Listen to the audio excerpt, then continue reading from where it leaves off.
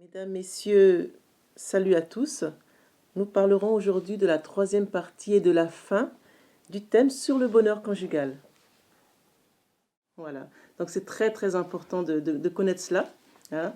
Et la vie à deux sera encore vraiment encore très très merveilleuse et nous aurons encore beaucoup d'avenir devant nous, hein. Il y a eu le cas comme ça, notre président mondial, Coach Pognon, nous a raconté un fait qui est très très intéressant, hein, de deux couples, la femme et l'homme, ils ont presque 73 ans.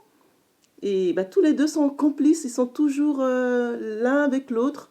Il y a des moments, par exemple, ils vont se promener et ben, ils ont appris à se connaître. Et il y a des fois, ben, ils ont envie de faire l'amour. Et ben, ils se trouvent un endroit, là, ils se promènent, ils font l'amour. Voilà, il n'y a pas d'âge. Et la vie à deux, vous voyez, c'est ça. Il faut profiter de ces moments. Profiter de ces moments, beaucoup communiquer, parce que c'est un ensemble comment dire, en, non seulement on s'unit, c'est vrai, de corps, mais on s'unit aussi d'esprit, parce qu'on aura appris le temps de se connaître, voilà, d'avoir passé des épreuves, mais aussi communiquer et comprendre que c'est pas parce que l'un va s'éloigner un petit peu qu'il ne l'aime plus, voyez. Donc vraiment, c'est très très important de comprendre cela. Et comme nous avons dit tout à l'heure qu'il y a la notice de la femme et la notice de l'homme, on l'avait vu un peu la semaine dernière, hein, n'est-ce pas? Eh bien, c'est très important que l'un respecte l'autre et se rappelle aussi pourquoi il a épousé. Posez des fois la question à votre conjoint, pourquoi tu m'as épousé? Pourquoi tu m'as choisi? Hein? Ça peut être des choses très anodines. Par exemple, une femme, elle se rappelle que c'était la façon dont son mari l'appelait. C'est par un petit nom que d'autres ne l'appelaient pas. Et ça l'a touchée. Et quand elle a eu des enfants, ben, il l'appelait plus par ce petit nom-là. Voyez. Et quand elle l'a dit, en fait, elle a eu l'occasion d'en parler, c'est là que le mari a réalisé et il s'est rendu compte que c'était un détail, mais c'est très important. Voyez. Ça peut être aussi la façon de s'habiller. Hein. Une femme peut aimer comment son homme s'habille. Voilà, il ne faut pas changer. Et puis ça peut être aussi, c'est très important que quand on est à la phase, voyez, on a appelé ça de fusion, de la romance. Chacun fait attention comment il s'habille, on s'habille chic, on s'habille, voilà, sexy. Ben, il faut continuer. Pas parce qu'on va avoir des enfants que ça y est, on est devenu des papis, des mamies. Hein? Comme on a vu la dernière fois, la femme, elle doit continuer à avoir des habits sexy, des habits à la maison. J'ai discuté pas plus tard qu'il y a quelques jours avec une jeune, ça m'a vraiment très étonnée de sa part. Quand elle a vu ma vidéo, je lui ai demandé qu'est-ce que tu en penses toi de ce qu'on dit là du fait par exemple qu'une femme, même si elle est mariée, elle doit continuer à être sexy. Elle m'a dit bah oui, bien sûr. Moi je dis à ma mère que moi si j'ai mon mari, bah attends, je veux pas qu'il aille regarder ailleurs, hein. Je vais acheter plein de lingerie, j'aurai un placard que de lingerie. Comme ça, il ne l'ira pas voir ailleurs. J'ai dit, waouh, déjà à son âge, elle comprend. Et c'est vrai, nous sommes, beaucoup d'entre nous sommes d'une génération où ce sont des choses que on ne parle pas beaucoup, on est très réservé, mais c'est très important. Hein. Donc, Dieu nous a créés comme cela. Hein. Donc, quand on est à la phase de la romance, c'est la phase de la séduction, continuons cette séduction. Vous voyez, tout à l'heure, je vous ai parlé de ce couple de 73 ans qui sont toujours amoureux l'un l'autre. Hein. Donc, voilà, c'est très très important que la femme se rappelle que la notice de l'homme il est visuel. Il aime ce qui est érotisé, ce qui est visuel. Et aussi, il y a autre chose qu'il ne faut pas oublier, par exemple, que l'homme aussi est action.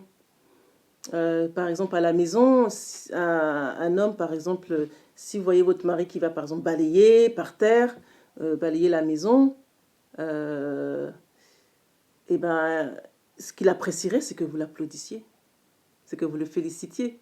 Et pas dire, ah non, non, non, c'est pas comme ça que tu faut faire, c'est comme ça. Ou même quand il fait la cuisine, non, non, non, c'est pas comme ça. Non, il faut le laisser faire, voyez. Par contre, la femme, elle est plutôt, comment dire, compassion, communication, voyez, empathie.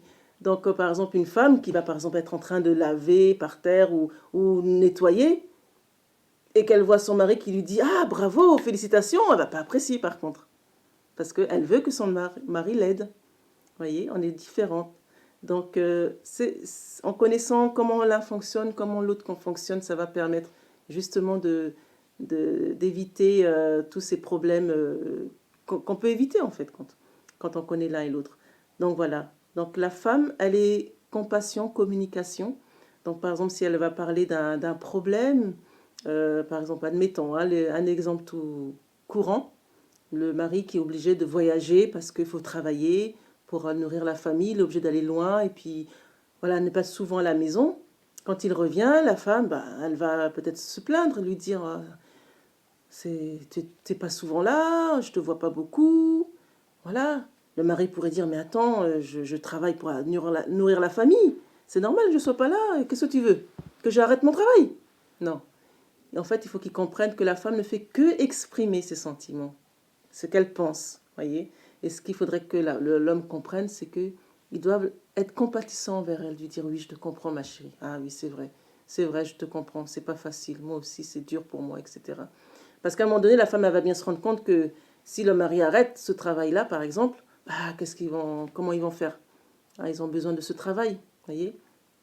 Donc, il faut comprendre que l'homme est action, compétition, mais la femme, elle est compassion, elle est communication. Voilà, c'est très important de connaître la notice de l'homme et la notice de la femme pour vraiment une vie de couple harmonieuse. Voilà, parce que cette harmonie-là, justement, elle va rejaillir à l'extérieur. Hein. On prend souvent l'exemple de cette femme de professeur d'université. Hein. Si vous voyez une femme de professeur d'université qui est aigrie, qui n'est pas voilà, abordable, bah, souvent c'est parce qu'elle ne reçoit pas de l'attention, de l'affection peut-être de son couple, de son mari. Hein, c'est très important les maris que vous envoyez souvent des SMS. Alors c'est vrai qu'à notre époque, quand on était plus jeune, il n'y avait pas tous ces SMS-là qu'il y a aujourd'hui. Mais c'est important de se mettre à la page. C'est important d'envoyer des SMS à sa femme, lui dire combien vous l'aimez, comme on avait vu la dernière fois, qu'est-ce que vous appréciez chez elle, ses qualités, et pourquoi pas vous envoyer des photos de vous. Hein, vous êtes mariés, vous êtes ensemble, vous êtes un couple, d'accord? Donc, ne pas hésiter à dire ce que vous aimez chez votre femme, les parties de son corps que vous aimez, les nommer, lui dire pourquoi. Voyez, c'est très très important qu'une femme reçoive tous les jours des SMS ou lui dire que vous l'aimez. C'est très très important. Voilà. Donc voilà, ce sont des conseils, des suggestions que vraiment on est invité à suivre parce que la vie de couple, elle vaut vraiment la peine d'être vécue avec beaucoup beaucoup de joie et intensément parce que Dieu a créé le mariage, a créé le couple, hein, déjà pour le bonheur du couple et pour que ça réagisse sur les enfants. Et le fait que la femme, l'homme va être, surtout la femme si elle est vraiment heureuse dans son couple, elle va bénir son mari, elle va en parler en bien et ça va rejaillir sur les affaires de son mari. Voyez, inversement, hein, si le mari prend soin de sa femme et la félicite et lui apporte beaucoup d'attention, ça va rejaillir sur son travail, sur sa façon d'être avec ses enfants. Hein, elle sera plus avenante, plus abordable et ça va donner un bel exemple aux enfants et à notre communauté. Voyez, donc les familles fortes font les communautés fortes et les communautés fortes font les pays forts. Voyez, donc c'est très très important et vraiment j'ai beaucoup apprécié de partager ces points. Il y en aura encore beaucoup d'autres, il y a beaucoup d'autres qu'on aura l'occasion de revenir dessus. Mais je vous dis en tout cas merci beaucoup et à la prochaine sur un nouveau thème du coaching africain. À très bientôt.